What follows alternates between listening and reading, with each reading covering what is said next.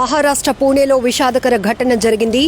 ఇంద్రాయణి నది వంతెన కూలిపోవడంతో ఈ ప్రమాదంలో ఇప్పటికీ 6 చనిపోయినట్లు తెలుస్తోంది.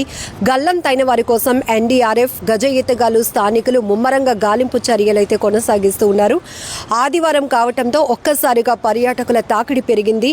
ఇప్పటికే ఈ ఇంద్రాయణి నది వంతెన అనేది శిథిలావస్థకు చేరుకుంది. దశాబ్దాల కాలం క్రితం నిర్మితమైనటువంటి ఈ వంతెన ఇప్పటికీ శిథిలావస్థకు చేరుకుంది. పూర్తిగా డ్యామేజ్ అయినటువంటి పరిస్థితిలో అటుగా రాకపోకలు కూడా ఇప్పటికే నిషేధించారు. అయినప్పటికీ కూడా ఆదివారం ఒక్కసారిగా నది ఉప్పొంగి ప్రవహిస్తూ ఉండటంతో ఆ దృశ్యాలు చూసేందుకు ఆసక్తిగా అక్కడికి వచ్చినటువంటి జనం ఒకే చోట వంతెనపై గుమికూడారు.